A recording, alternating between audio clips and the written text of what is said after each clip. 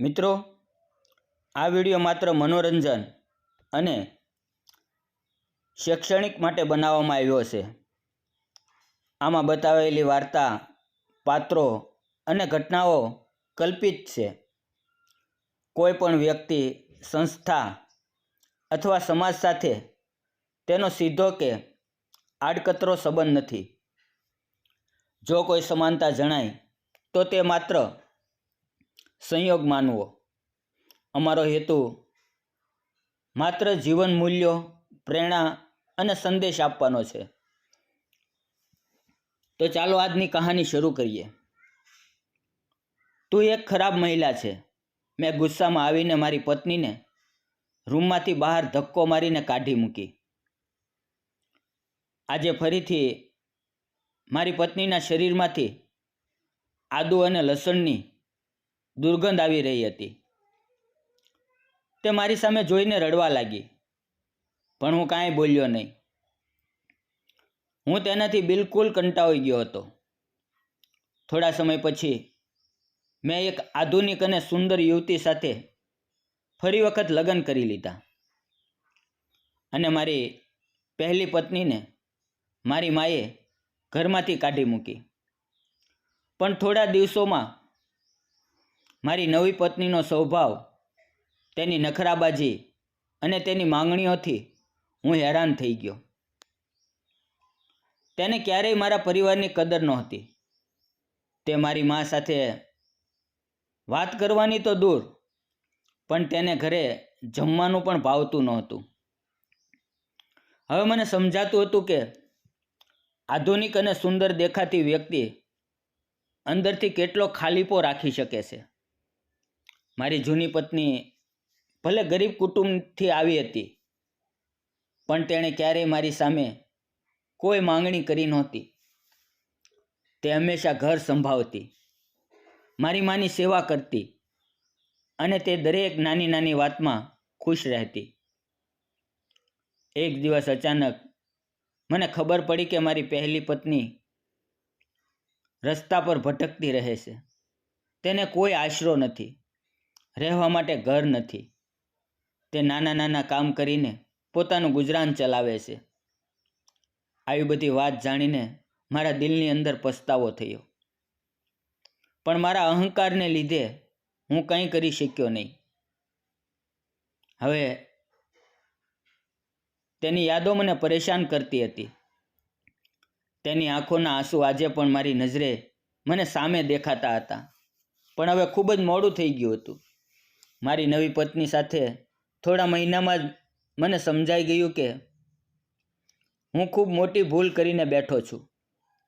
તે ફક્ત મારા પૈસા પર જીવી રહી છે. તે શોપિંગ, પાર્ટી અને મોજ મસ્તીમાં જ મગ્ન રહે.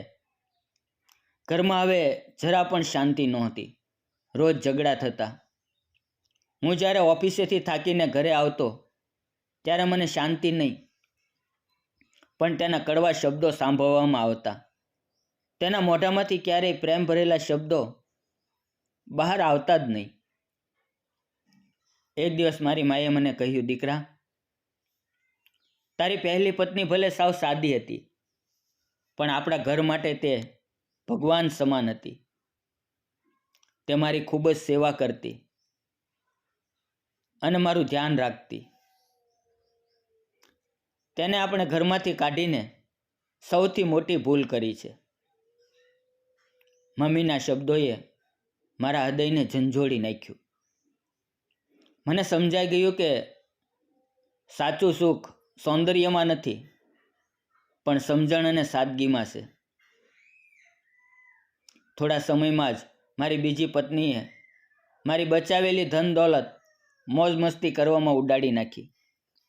મારું બેંક બેલેન્સ ખાલી થતાં તેણે મને છૂટાછેડા આપી દીધા અને તે જતી રહી.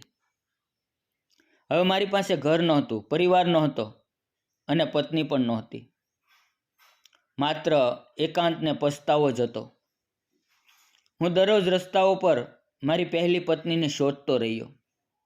એ ક્યાં હશે? કેવી હાલતમાં હશે? શું તે મને માફ કરશે? આવા પ્રશ્નો મને રાતે ઊંઘવા દેતા નહોતા. એક દિવસ હું કામ ઉપરથી ઘરે જઈ રહ્યો હતો. મેં તેને રસ્તામાં જોઈ. તે રસ્તા પર એક નાની દુકાનમાં કામ કરતી હતી. તેનું થાકેલું શરીર અને ચહેરો હજુ પણ તે તાજગી હતી. તેની આંખોમાં દુઃખ અને અજાણ્યો સંતોષ બંને દેખાતા હતા. મને લાગ્યું કે તે મને માફ કરી દીધું હશે, પણ પાછો ફરી કરી લેવાનું મારા માટે શક્ય માનતો. હું હિંમત કરીને ધીમા ધીમા અવાજે બોલ્યો, મારે તારી માફી માંગવી છે. મેં ખૂબ મોટી ભૂલ કરી છે. તું મને માફ કરી દે.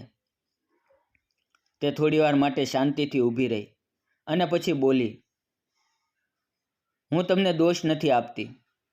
ભગવાને જે મારા નસીબમાં લખ્યું હોય તે બન્યું છે, પણ આવું ફરીથી હું તે નરકમાં પગ મૂકી શકું નહીં. એવી મારી હાલત નથી. મને તેના શબ્દો તલવાર જેવા લાગ્યા, પણ તે સાવ સત્ય હતા. હું બધું ગુમાવી શક્યો હતો. થોડીવાર પછી તે આગળ બોલી, હું હવે એકલા જ સારું જીવન જીવી રહી છું. હવે મારી જિંદગીમાં ફરીથી એ ભૂલ નથી કરવી. તમે તમારા જીવનમાં અગાઉ હતા અને મને શાંતિથી રહેવા દો. તેના ચહેરા પર એક મજબૂતી હતી. ત્યારે હું પહેલી વાર સમજ્યો કે સાચી સ્ત્રી એ જ છે જે દુઃખ સહન કરીને પણ મજબૂત રહે છે. હું તે પગલે પાછો ફરી ગયો અને મારા જીવનનો સૌથી મોટો દિવસ હતો. સૌંદર્ય અને આધુનિકતા ક્યારેય સુખ આપી શકતા નથી.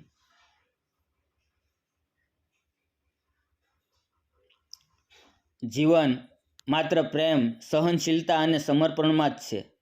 આજે પણ જ્યારે એકલો હોઉં ત્યારે તેની યાદો મારા દિલમાં તાજી થઈ જાય છે.